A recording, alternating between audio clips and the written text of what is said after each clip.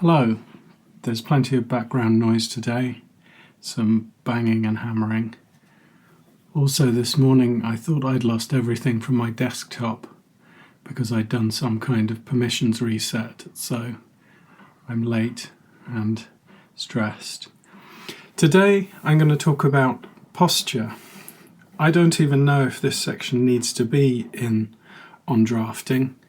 I think it does, because although it's practical and might seem a bit finger-waggy, it's necessary for the long term if you're going to be sitting writing, and that's what this is about. It's about sitting and writing. Some writers write standing up. Towards the end of his career, Philip Roth's back problems had become so catastrophic that he wrote whilst strolling along on a walking machine. Virginia Woolf wrote standing up, as did Ernest Hemingway on top of a bookshelf. Well, he wasn't literally on top of a bookshelf, he leant on a bookshelf.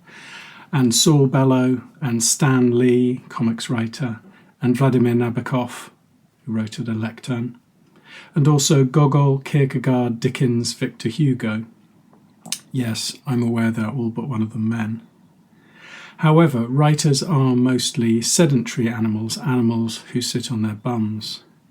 Search for copyright-free photographs of writers and what you'll find is someone retro and gothic on a typewriter, or, more often, with a mug of coffee or herbal tea beside them, sitting on the floor or cross-legged on a tastefully grey sofa. Try it. This is bullshit. If this is how you aspire to write or actually do write, you need to stop right now. This isn't sustainable. To be able to manage long hours of work or actually type for any decent period of time, you need a good, sensible posture, ergonomics. You need a good chair. I'd advise you to spend whatever you can afford on the best second-hand office chair you can find. Air-on chairs are great. I'm sitting on one now. Others are available. Ideally, it should be fully adjustable for height, angle, where the arms go, etc. It's also a good idea for hot summers if the bits that support your back and bum are a porous mesh. You need a desk or table at the right height. Perhaps you'll find these things in your kitchen, rented or owned, or in a local cafe. Perhaps you're lucky enough to have a room of your own with a chair and desk of your own. If you're going to sustain writing, drafting over a long time, these are the things you're going to have to work towards. It's better to work on a desktop computer with the screen raised to eye level or just below than a laptop. If you write a whole novel like this, you will avoid killing your spine with the screen at eye level. Most writers, like most humans, have bad backs. It's just how we cope with them that matters. Ideal conditions are not always ideal conditions, however. I knew Sue Townsend, the writer of the Adrian Mole books and The Queen and I. She told me once that she'd had a marvellous office built for her at the top of the house, with a large window and wonderful light and a bespoke wooden table, but she never used it once. She still worked in a cleared space on the kitchen table with the ironing on one side and a crummy plate on the other. The bespoke study didn't feel like hers. She probably felt she'd write worse there, less authentically perhaps. Ideal conditions are not always ideal conditions, but a banjacked spine is a banjacked spine.